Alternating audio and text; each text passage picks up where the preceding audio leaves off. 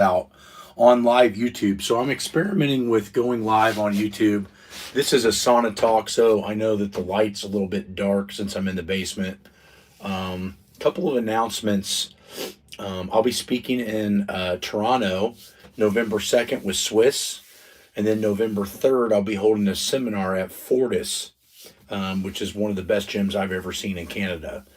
So I'm going to go over a multitude of things, ask a lot, have people ask me quite a few questions, and try to get their training as dialed in as I possibly can in a 1 day seminar. So if you're in that area, Toronto, or you're already up there for Swiss and need some one-on-one attention on how to get better, this will be the one to sign up for. We're only charging like $100. It's not really that big of a deal. So that's going to happen in November, and then I fly out the 9th to go speak at the San Diego Padres. Yo, what's going on, Igor? Glad somebody joined in. I'm going to try this stuff for a little bit and see how it goes. See if live YouTube helps me a little bit more than going live Instagram. Oh, okay. You're hypertrophy HQ. Gotcha. What's going on, Charlie Martini? So yeah, I wasn't really sure how this YouTube live stuff worked. I'm getting a little bit more savvy with this kind of stuff, but wanted to talk a little bit today about the sauna. So, in my opinion, the sauna is probably one of the best recovery modalities, especially if you're suffering from water retention, inflammation. For me personally, I use it for kidney health.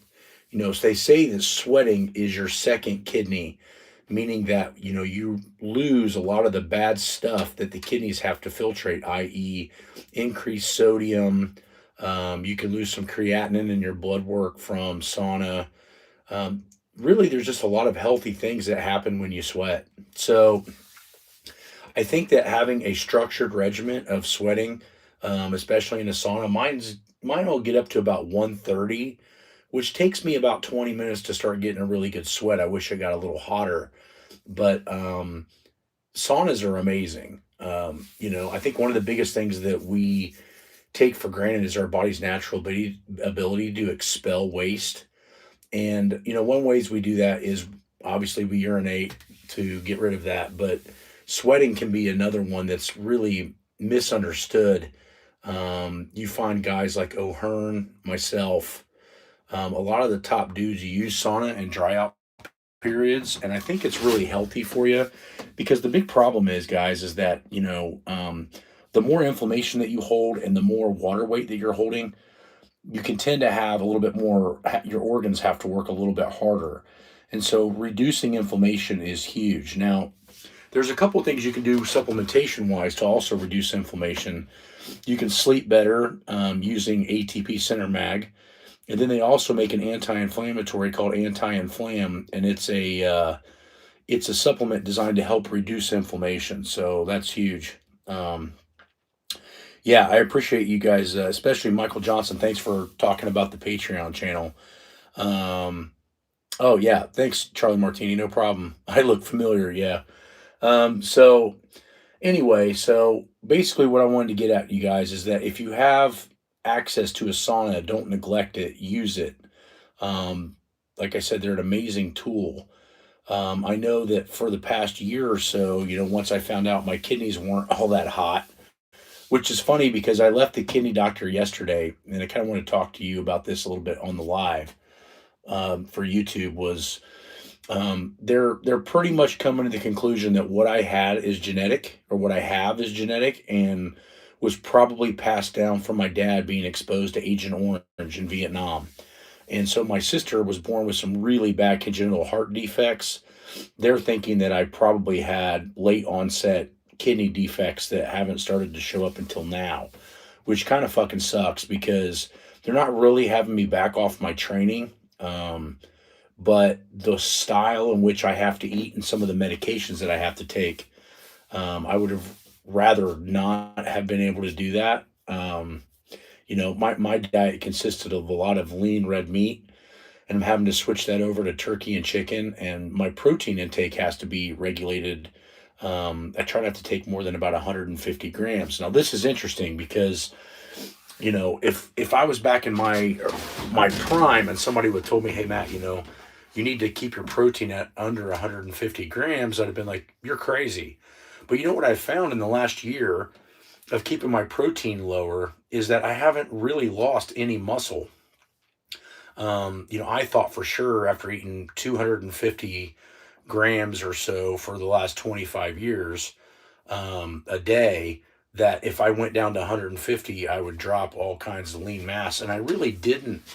I actually just got a little bit leaner, but it's more difficult now because I have to kind of watch my carbohydrate intake.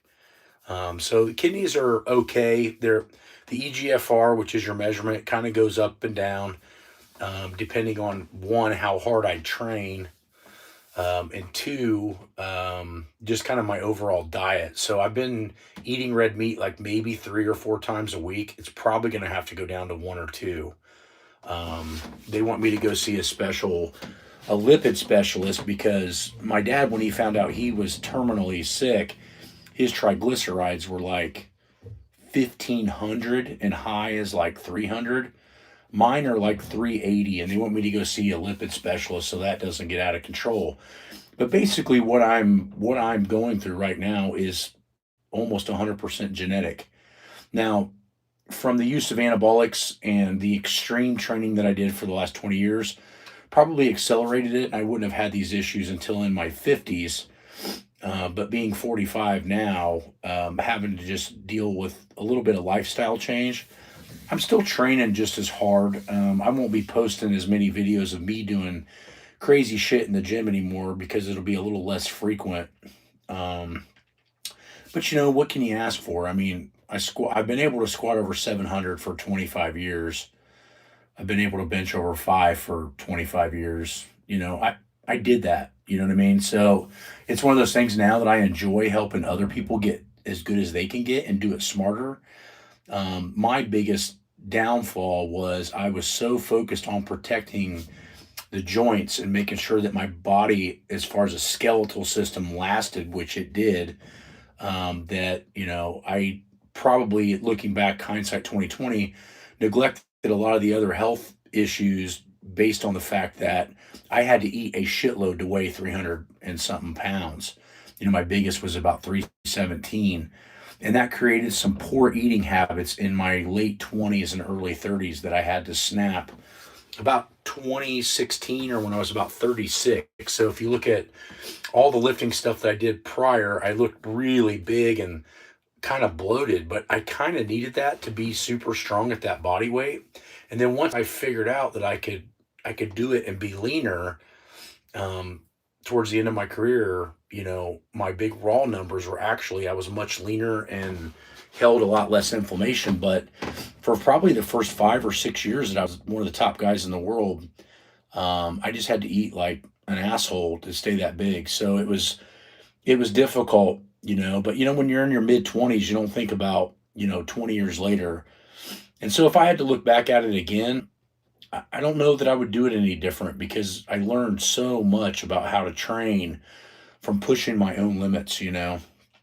Um, so I'll answer a couple of questions. Do you recommend electrical stimulation for recovery? Yeah, you can use electro stim. I used to use it a bunch in college when we had a bunch of the Russian stim machines available through athletic training in college. But it's overused real easy, so you have to be careful with that. And it needs to be a fairly low dosage of electricity. It shouldn't feel like a workout, is what's going on with that, I suppose. Um, the stem cells showed some improvement. It looks like I'm going to have to do another round um, of stem cells, and talking with a couple of other pro bodybuilders and some lifters that have had similar issues to mine. They said that they didn't see the stem cell actually make any real function until the second dose. So I'm going to go back to Cabo in December and do a second round and see if that helps a little bit as well. Um, but yeah, it's just frustrating as shit because, like the last, I would say 7 years, I've eaten a lot cleaner. trained with slightly less intensity, but I can tell you exactly when all these problems started to occur. And that's when I did that 520 squat for 24 reps. I remember in 2022, I did that lift to beat Tom Platz, or at least be in the range of Tom Platz. And and I remember when I got done with that lift, I didn't feel right after that. Like something was just off. And I couldn't put my finger on it. I just felt like slightly fluish for like months and months. And my initial thought process was, well, I probably knocked my immune system down and I got COVID again, because I was probably one of the first. I wouldn't say I was the first person in Ohio to get COVID, but I was close because I was working around a bunch of firemen that were taking runs on sick people all the time. And I remember kind of getting it, and it kind of like, man, I feel like fluish and sick. Not enough to where I didn't want to work or didn't want to train, but it definitely affected my energy level.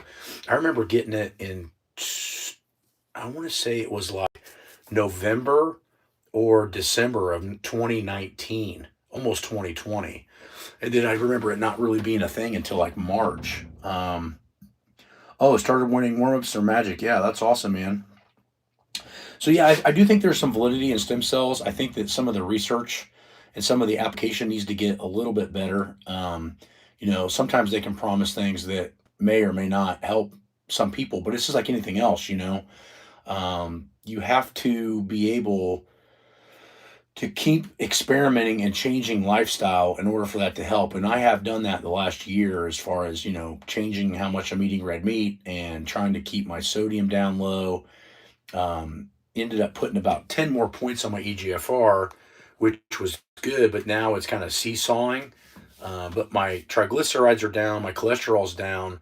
All of my parameters are good. My testosterone's right at like 500, which isn't elevated, which it's been that for a year, which is funny because kind of something else I wanted to talk about a little bit was my testosterone has been between 460 and 570 for a year, and I still hit a 500-pound bench maybe like a month ago. So don't, if you're trying to get stronger, it's hard to not listen to some of these meatheads and say, oh, testosterone does all these amazing things, and it does. But there's a limiting factor to it, and it's only a factor. When I was at my very strongest, my testosterone was right at or very close to 1,000. So I only had twice the testosterone that I had now. I was taking a half a cc for the last year, and when I was on, before I found out my kidneys were screwed up, I was only taking 200 milligrams, 200 milligrams a week, and then I would add in just a little bit of Winstrol every once in a great while, and then I would also rotate D-ball at a small dosage, like 10 milligrams each, and I would do that 30 days on, like 30 days off.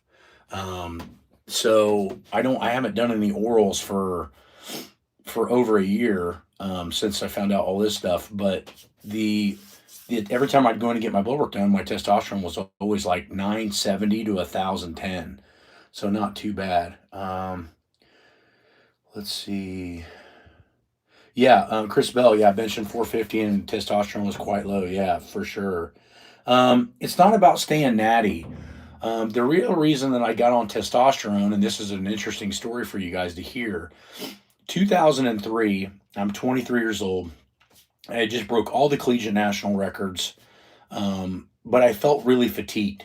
And this was USAPL, completely drug tested. So I'd gotten up to an 826 squat, a 570 something bench, and like a 722 deadlift, which was really good. And I talked to my mom. She's a nurse practitioner. And I'm like, man, I just feel tired all the time. And I'm like, she had a friend that was an endocrinologist. And I said, can you get me an appointment with her? I want to look at just get some basic blood draws and see what I look like. I came back, and at 23, my testosterone was 302. Now, low is 250. And he goes, man, I don't know how you're lifting these kind of weights with this low of testosterone. And they prescribed, again, a half of a cc to me.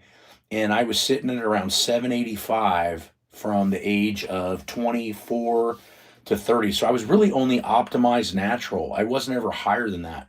So remember that the steroids didn't do the kidney damage what did the kidney damage was my dad being exposed to Agent Orange and passing on some of these weird genetic disorders that are making my kidneys and some other aspects of my health not be optimized. And so, again, it's difficult because if I would have never taken anabolics and if I would have never been involved in powerlifting, it might have extended how long this would have happened, but it wouldn't have changed anything.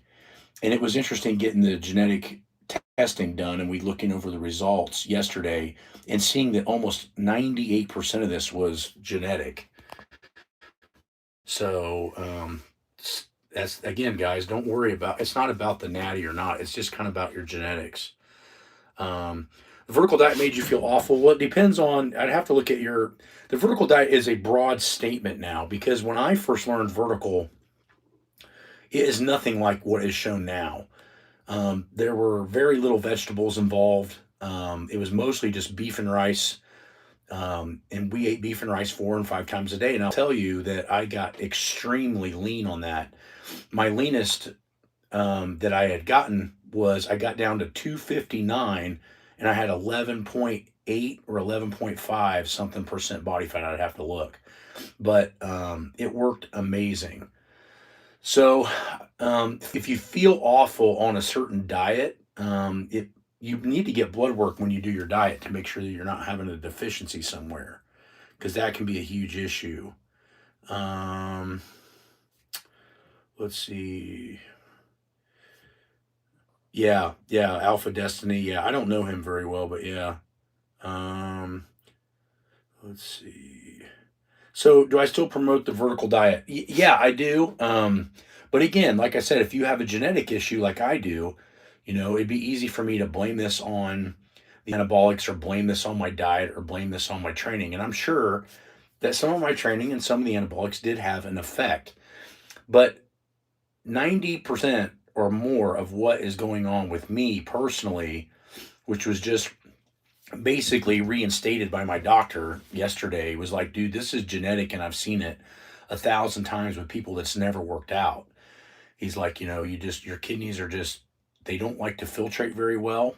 And from your past medical history, from when I had my legs broken and all the anesthesia that I had to go under for my 3 leg surgeries, there were a lot of drugs that they used in the 80s that they quit using by the 90s for people that had all kinds of hormonal disruptions and some things that I'm dealing with now.